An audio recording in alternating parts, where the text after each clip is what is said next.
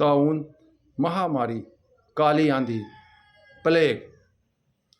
ताउन एक ख़तरनाक, मुतद्दी और मुहलक बीमारी है जो ज़माने क़ब्ज़ तारीख़ से इंसानों के लिए पैगाम अजल लेकर आती रही है।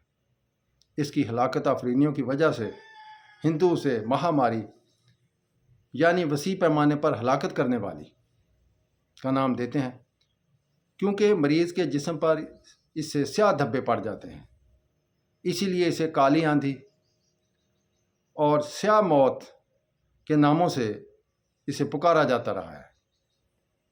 हज़रत उसामा बिन ज़ैद रवायत फरमाते हैं कि आपने इरशाद फरमाया, ताउन उस अज़ाब का बकिया हिस्सा है जो अल्लाह ताला ने बनी इसराइल के एक ग्रोह पर नाजिल किया था।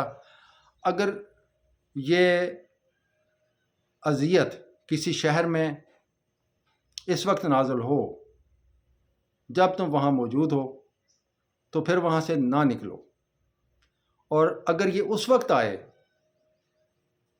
जब तुम वहाँ मौजूद ना हो तो फिर वहाँ ना जाओ।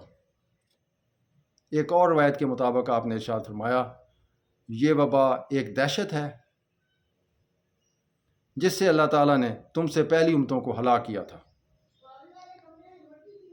ज़मीन में अब इसका सिर्फ एक हिस्सा बाकी रह गया है। चूहा, पिस्सू और इंसान इस मर्ज़ के फैलाने का सबब हैं। इनमें से किसी एक पर काबू पा लिया जाए तो ताउन की यह वबा ख़त्म हो सकती है। बुनियादी तौर पर यह चूहों की बीमारी है जो इनमें मेल जोल की वजह से फैलती रहती है। इनसे दूसरे रेंगने वाले जानवर मसलन गुलहरी, न्योला भी मुतासर हो सकते हैं।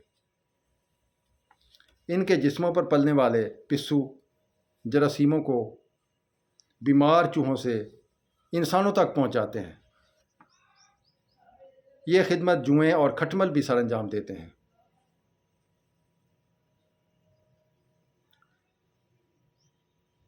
पिस्सू, खटमल या जुओं के काटने से 2 से 4 दिन बाद अलामात शुरू हो जाती हैं। पहली अलामत सर दर्द और जिस्म में दर्दें शुरू होती हैं।